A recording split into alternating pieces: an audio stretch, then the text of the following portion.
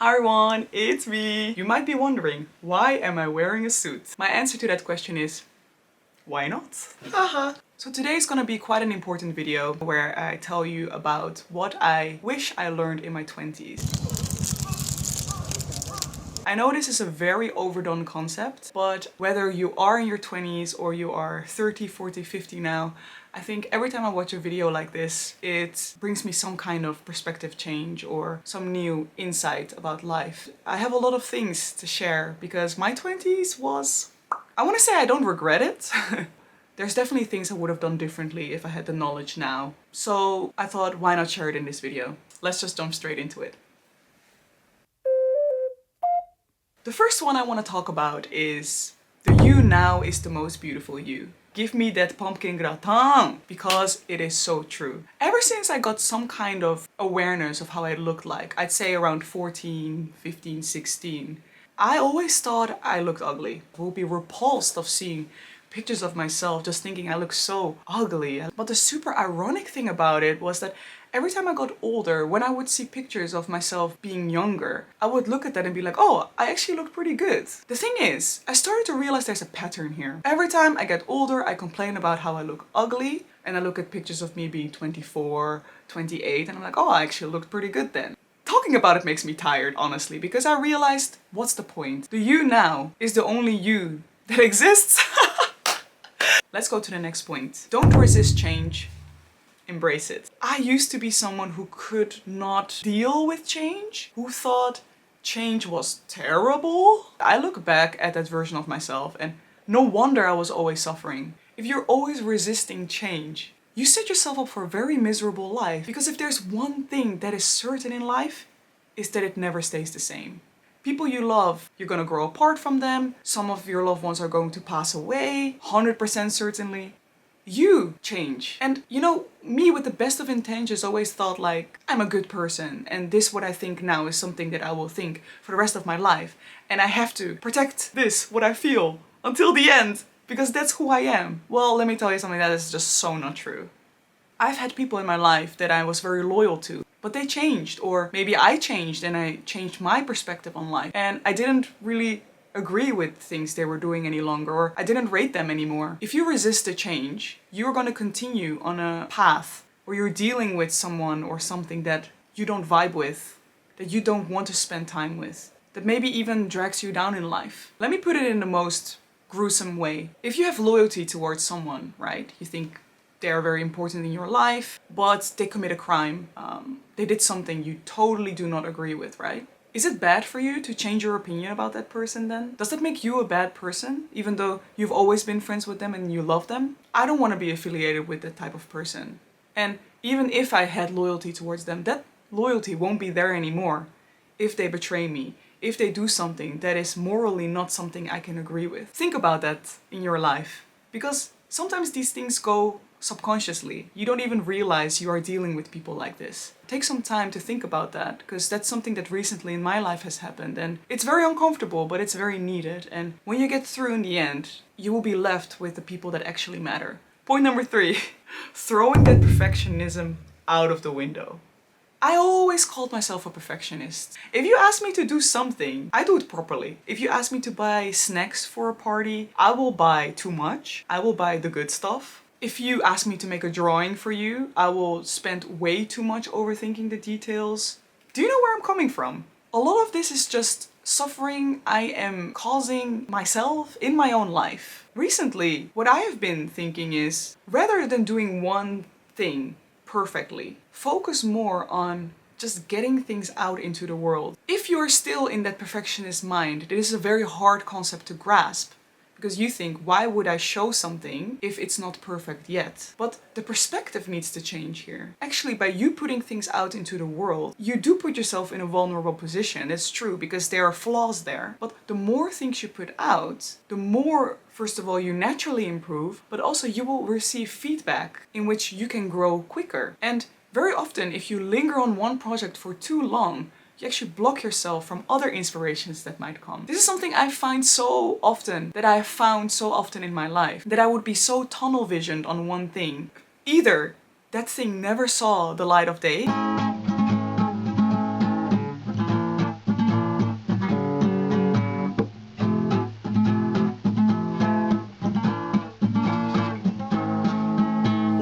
I finally show it, and then it ended up not even being that great, or I get disappointed because it didn't receive the response that I was hoping for. It's more about by you taking things out into the world. It's all part of the growing process. If you can see it that way, your learning will just rocket speed up. Post things when they're relevant rather than waiting until they're perfect. Next point. This is a very Dutch saying. Denk niet in problemen, denk in oplossingen. Think in solutions, not in problems. I was always someone that was whining. Why is this happening to me? Why is life so hard? Of course this happens now. Oh my god. Look, I'm not gonna lie, sometimes things happen in life all at once, or you really couldn't use this particular bomb in your life, but it comes now. I'm not gonna deny, those things happen. And it really sucks when it happens. But one thing I've learned is that if there's one thing that is not helpful in that situation, is to whine about it and to feel sorry for yourself, victimize yourself, and asking the question why. Why is like so not helpful. Rather than why, ask what can I do about it? Stay calm, stay composed in a situation. You will make your life a lot easier if you ask yourself the question, what can I do about it? Rather than whining, victimizing, and whinging. Life sucks.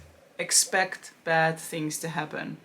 Okay, I'm a bit afraid how people are gonna perceive me after this video because I don't want people to think I'm some kind of extreme, crazy, hustling type woman. But honestly, I had to cut out some crap in my life to make me feel like I'm getting somewhere and that I'm not constantly feeling in some kind of depression mode or in victimization mode. And the thing that really helped me actually, in contrary belief perhaps, is the thought that life just sucks. And bad things happen all the time. And to expect bad things to happen. Because when you expect them to happen, it actually means that hopefully you have prepared for it. You're not taken aback, you're not surprised, you're not like, oh why? Because yeah, bad things happen all the time and I'm ready for it. I can handle it. I can be composed in this situation. I can be maybe even happy in this situation. And the thing that is the most helpful is I can learn a lesson from this situation. The attitude towards bad things happening is crucial to a happier life. I often listened to Jordan Peterson recently. He said, when people say, I want to be happy, people are not really saying, I want to be happy. What they're really saying is they want to avoid conflict, confrontation, and suffering. And I find this to be so true. We very often just want happy stuff all the time, but that doesn't exist. You can want it, but your efforts will be futile. This is definitely a huge one that I've been realizing recently. You will never feel like it. Just move your body. It's this weird thing where you're starting to realize that what your body is feeling or what your mind is thinking, they're not always aligned. Like last time, I did a challenge where I did 300 squats. And by the way, I only realized 1 month ago that I could do 200 squats. Then I hear one of my colleagues doing 1,000 squats in his time in the army. And I was just like, what? The sky is just the limit. It's crazy. So then I was like, well, I can do 300 squats then. So I don't know what I'm gonna do next. Anyway, I digress. What I'm trying to say is how often does this happen? You don't feel like it. And then I go and I even break my record in something, even though I didn't feel like going to the gym that day. You need to start looking back, especially if it's something you've already done many times. That's all the evidence you need. And in my case, I've done it so many times. I know that if I go, I will feel better. You know what I mean? So it's about changing your mindset about the situation. You will never ever feel like it. Make the step smaller. Just start putting on your shoes, putting on your workout clothes. You'll go. Trust me. And when you do, you'll feel good. A good outcome is good. A bad outcome is also good. So what this implies is, in my life at least, very often I face situations that I find hard, or I find things that I want to do but I feel fear to do them, right? The thing is, we always want a good outcome. And because we want a good outcome and are so afraid of failing, the bad outcome, or the judgment, or how are they going to respond, or what are they gonna think, that sometimes we don't even attempt or do anything at all. Even talking about it now, it hurts me to say this because I used to be that person, but I also, now that I'm kind of breaking out of it, I can see so many people struggling with this. And it's very sad to see, because really, If you just try, you might fail. Yeah, you might. But what if you succeed?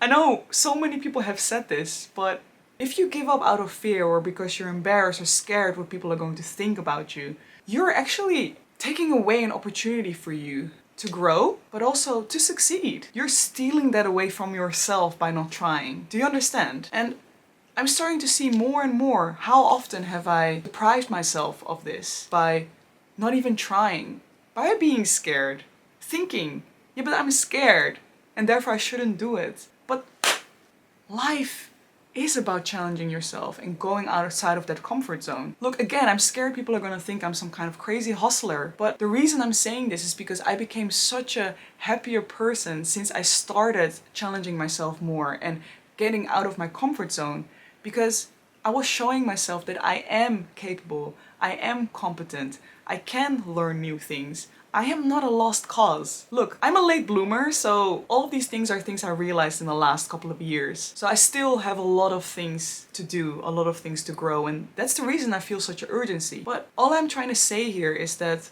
don't deprive yourself of that. Don't steal away your learning and your growth.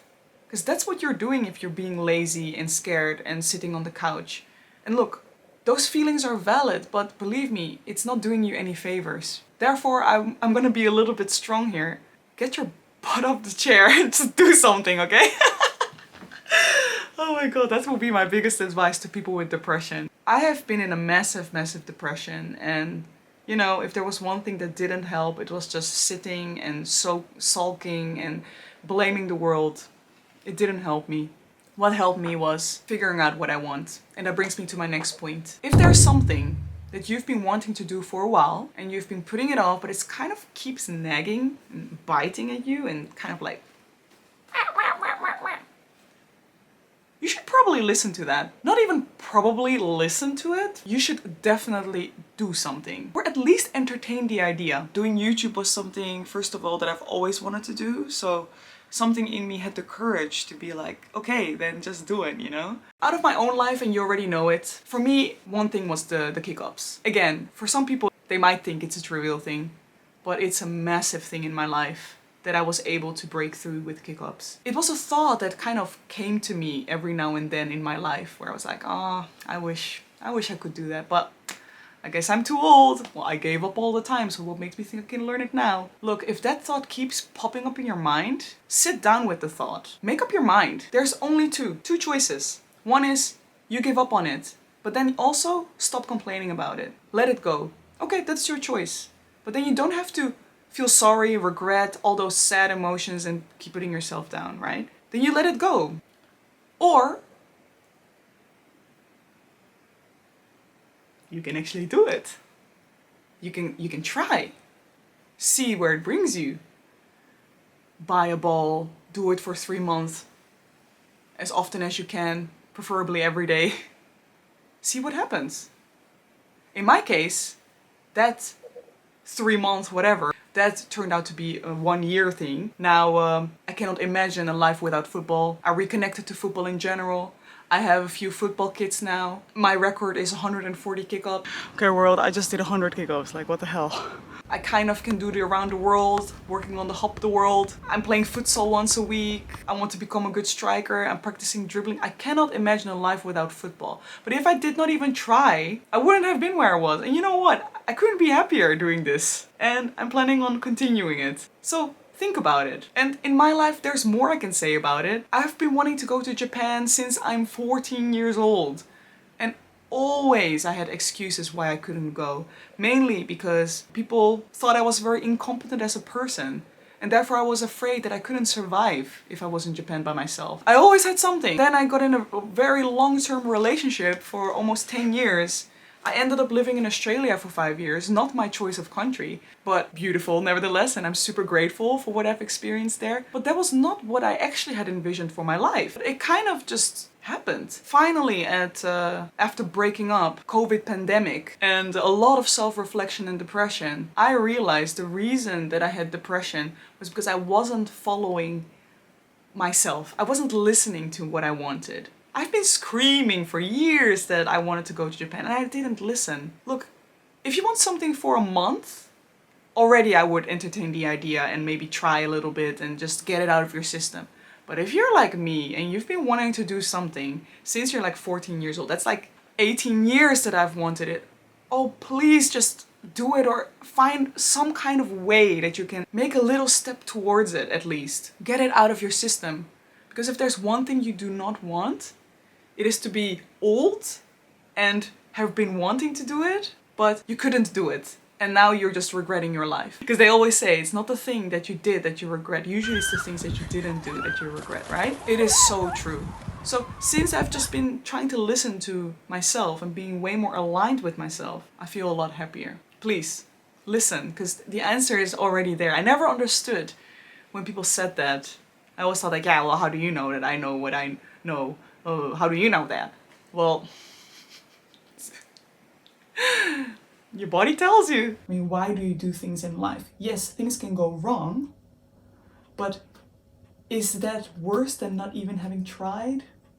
Depression is actually a lot more of a simpler concept than people think. Depression means you're not listening to yourself and you're doing something that you're not proud of, or not doing enough of what you would be wanting to do. That's what depression is. And I think I'm gonna get some hate for simplifying it so much, but I just want to make really clear that I have been there. I've been in a depressive state for a very long time, many years, and I was very unhappy in my 10-year relationship. It was a very serious relationship which I thought I would be in for the rest of my life. I thought I was gonna live in Australia for the rest of my life.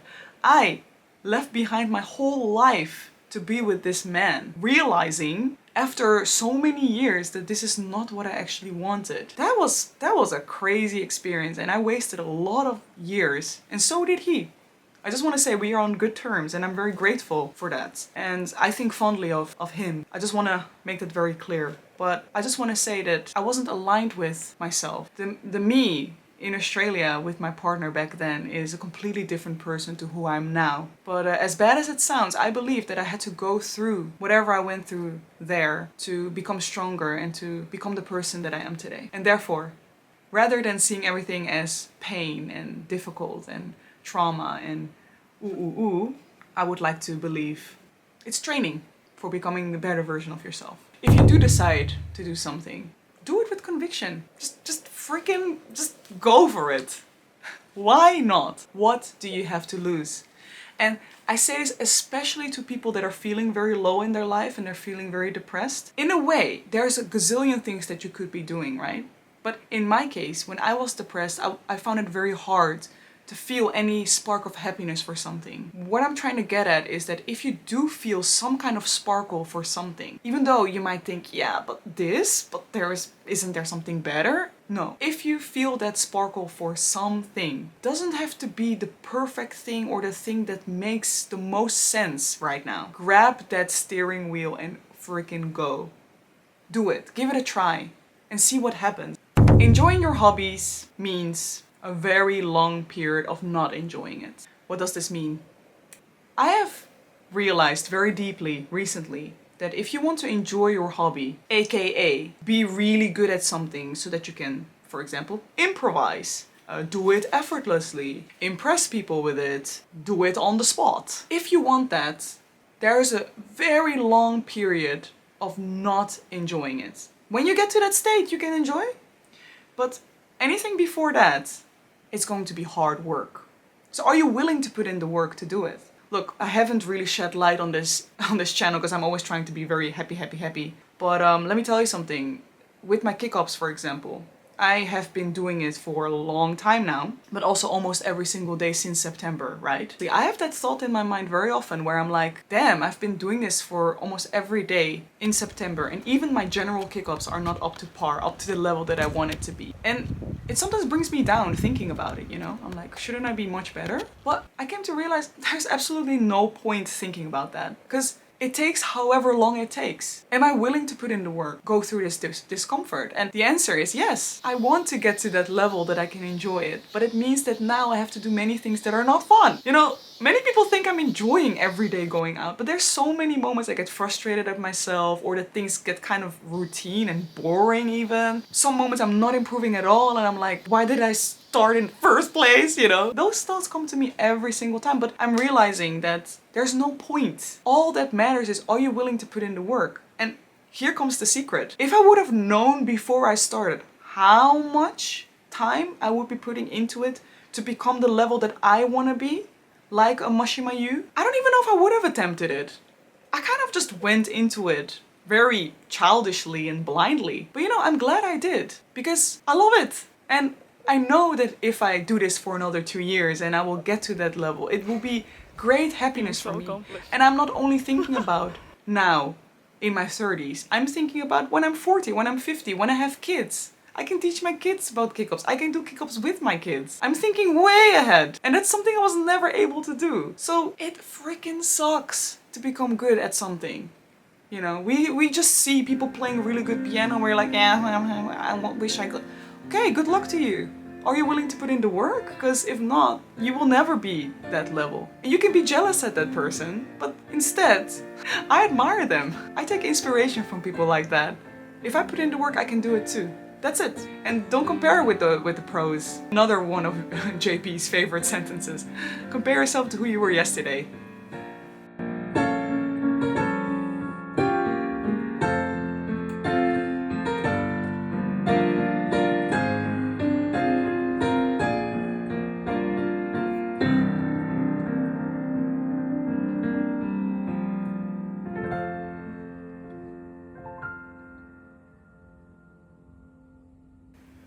Okay everyone, that brings me to the end of the video. I wanted to say a big thank you for watching until the end. And this video means a lot to me because, you know, my 20s is something I've always thought in my 30s that I've wasted. And yeah, I look back at it with a lot of pain and a lot of sadness because I didn't operate the way that I would have liked, you know, in hindsight. And it's embarrassing. It's embarrassing looking at yourself and not being proud of what you've done so far. But luckily, I'm aware now that I'm working on myself to become a better version of myself. And that the person who I was back then, it doesn't really matter really, because I know that that's not who I am anymore. And I have conviction in my path moving forward. I don't know the perfect plan of my life, but I guess I know certain things for sure. For example, I love football. For example, I love being in Japan. For example, I want to find a good partner, but also that I'm working on becoming a better partner for someone. I want to improve my Japanese, and there's a few things that I want to keep low-key, but there are other things too that I need to overcome and I want to get better at. So, you know, as long as I keep becoming a better version than I was yesterday, incremental growth, I'm sure that good things will come for me. And I'm also ready to face any storm which will inevitably come in my life.